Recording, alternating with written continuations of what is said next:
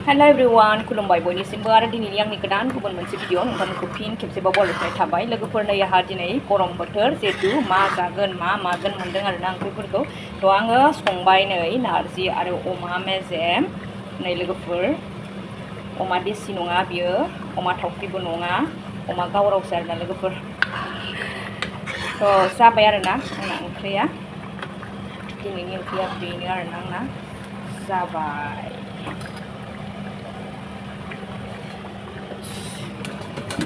ओमफ्राय ओरैजाय नारजि अमा जायिनि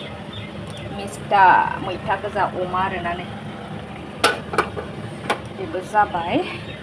लोगोफोर आंना ओंख्रिया जाबाय रेडि जाबाय आरोना ओमफ्राय आङो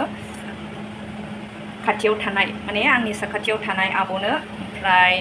टिउसन सारनो आङो टिफिनाव हरनो नागिरदों आरोना नारजि अमा जायो टिउसन मास्टार आरोना बिराद मोजां मोनो जाहैदों गोखा गोखै जानो थ' बेखायनो नारजि ओंख्रिखाय एसे माने राननानै जालायनोसै होननानैहाय आङो दा सानदों आरोना दानि आङो रेडि राननोसै आरोना लोगोफोर हरनोसो नागिरदों बा हैनोसो नागिरदों थावा थावा मिथिला आरोना लोगोफोर ओमफ्राय राननानै जानोसै आरोना नारजि अनला ओंख्रि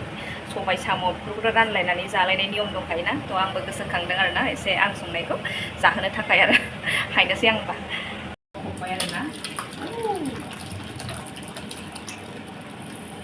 लोगोफोर उखुन्दै खुलायबाय आरोना गरम ओमफ्राय दा आङो हायनोसै अमा बेदर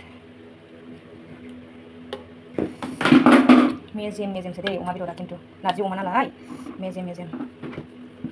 आधा किल'ल' आरो अमायाबो उनावसो सानबाय कि एसे बुरजा लाबा मोजां जागौमोन होननानै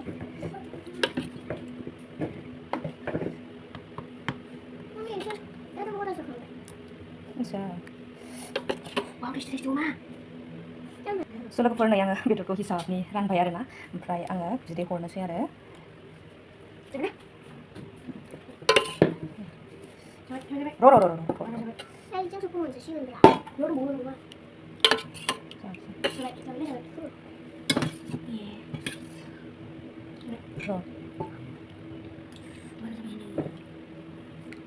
लोगोफोर नै आङो रानखांबाय न'खरैनो आरो